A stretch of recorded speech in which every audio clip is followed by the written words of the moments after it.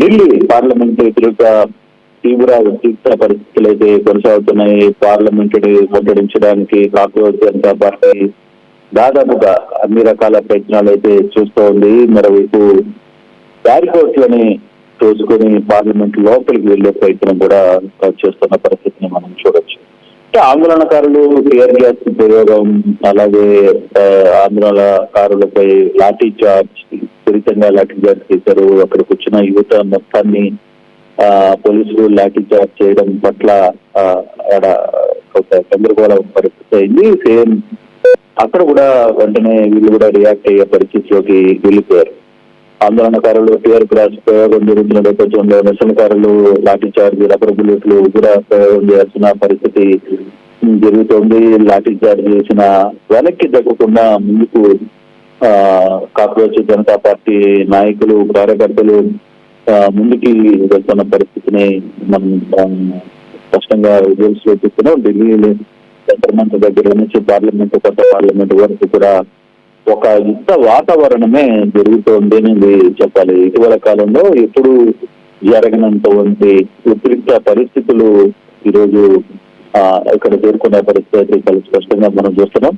చాలా పెద్ద స్థాయిలో ఈ వాతావరణం అయితే కొనసాగుతోంది. లాఠీ చార్జ్ వైపు పోలీసులు చేస్తున్నారు, మరోవైపు టియర్ గ్యాస్ ప్రయోగం చేస్తున్నారు, మరోవైపు బ్యారికేడ్లు అడ్డం పెట్టి ప్రయత్నం చేస్తున్నారు. ఎక్కడ తగ్గకుండా సిజేపీ కార్యకర్తలు అయితే ముందుకి వెళ్ళిపోతున్న పరిస్థితి.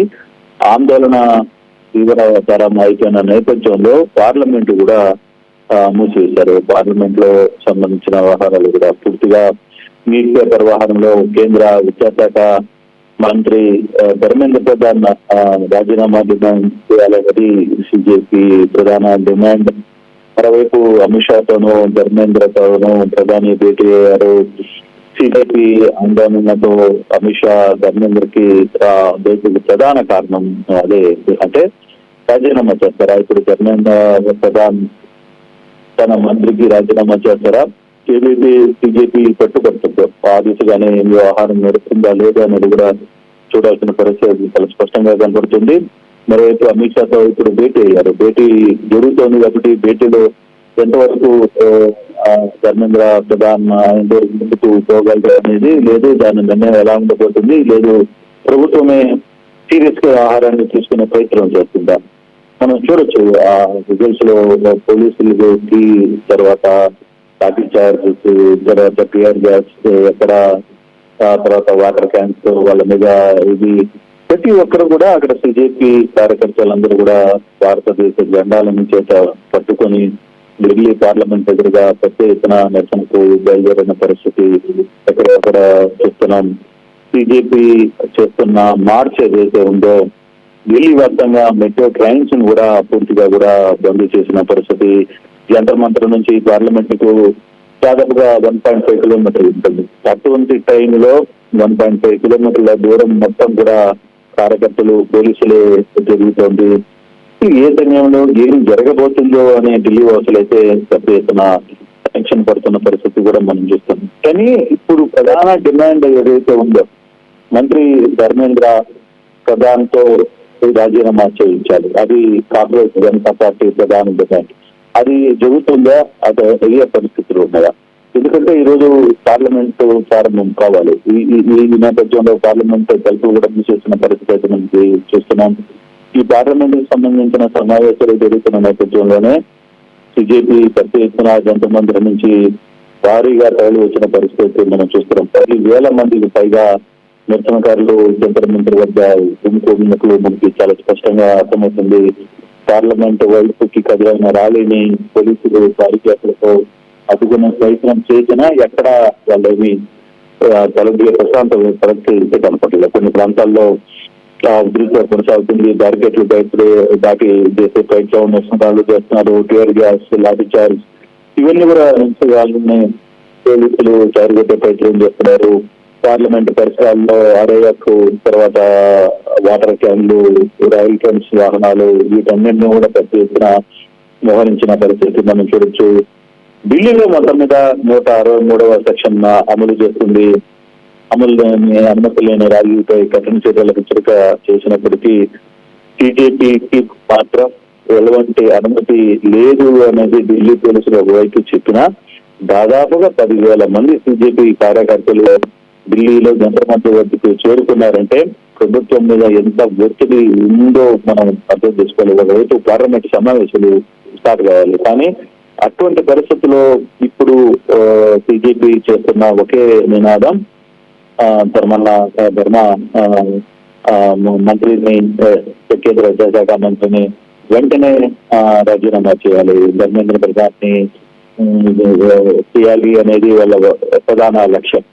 కానీ ఇప్పటి వరకు ఈ వ్యవహారంలో ఢిల్లీ నుంచి జరుగుతున్న ఆందోళనలు లేదు, మనం చూస్తున్న పరిస్థితులు ఆ ఉదయం నుంచి స్టార్ట్ అయిన నిరసన దాదాపుగా 3-4 గంటల పాటు ఈ నిరసన కార్యక్రమం జరుగుతూనే ఉంది. ఎక్కడికక్కడ పోలీసులు వైపు లాఠీ చార్జ్ చేసిన, టీఆర్ గ్యాస్ చేసిన, తర్వాత బీజేపీ ప్రతినిధితో ఒకవైపు మంత్రి జేపీ నడ్డా సిద్ధమైనట్టు కూడా, అంటే వాళ్ళతో చర్చలు జరిపి కొంత ఇదేన్ని సామరస్యంగా ఖాళీ చేద్దామని చర్చలు జరపడానికి కూడా సిద్ధమైనటువంటి సమాచారం.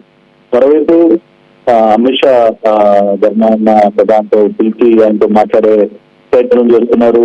మరోవైపు అమిత్ షా తర్వాత ఇతర సీనియర్ మంత్రులు ఏం జరుగుతుంది దాని మీద ఎప్పటికప్పుడు ప్రధానమంత్రికి అప్డేట్స్ ఇస్తున్న పరిస్థితి మనం ఉదయం గురించి అనుకున్నాం.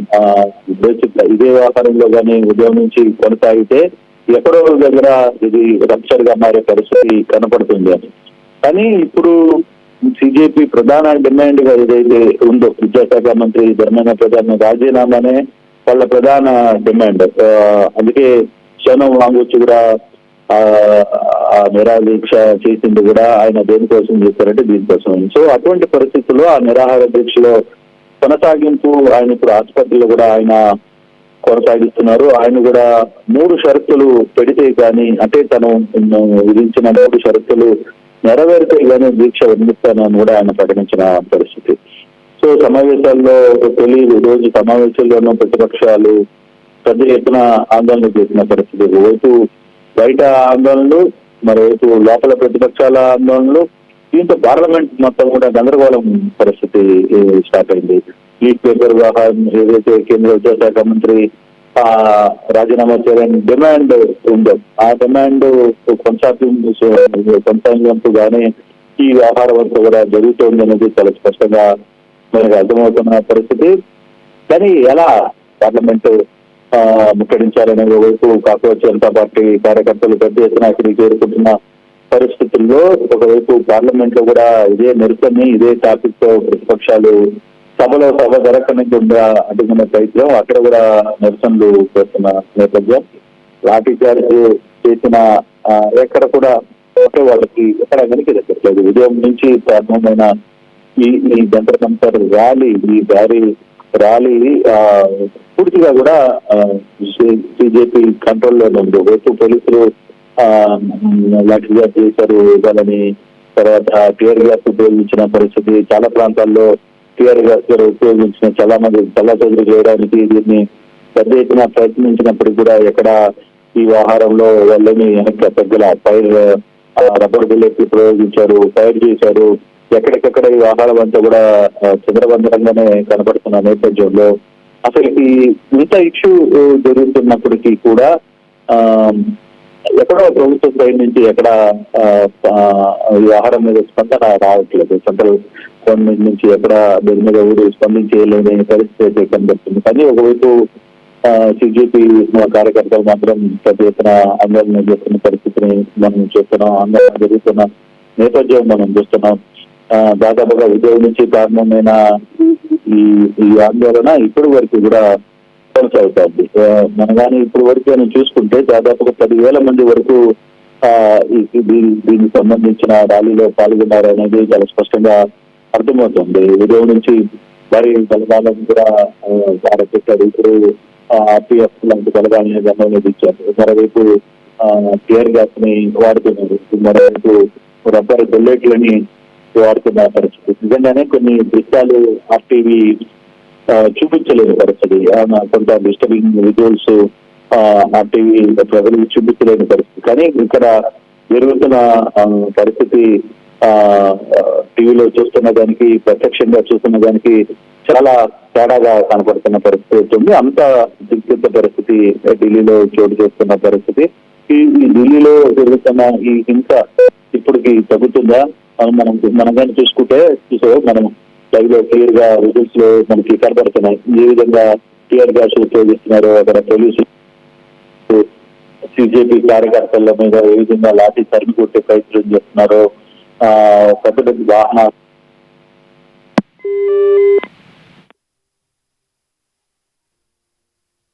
हमारे बच्चे जो हैं ये कल के हिंदुस्तान के मालिक होंगे। वो अपने हक के लिए मांग रहे हैं और उनके हक के लिए हम उनके साथ भी खड़े हैं। फारूक जी, जिस तरह से प्रदर्शन हो रहा है, क्या कहेंगे? शिक्षा मंत्री का इस्तीफा। मैं कहता हूँ देखिए, हमारे बच्चों का फ्यूचर है, हमारे बच्चों का फ्यूचर है और ये बच्चे कल के हिंदुस्तान के मालिक होंगे। इसलिए हम चाहते हैं कि इनका मकसद जो है उसकी तरफ हिंदुस्तान की हुकूमत को देखना चाहिए।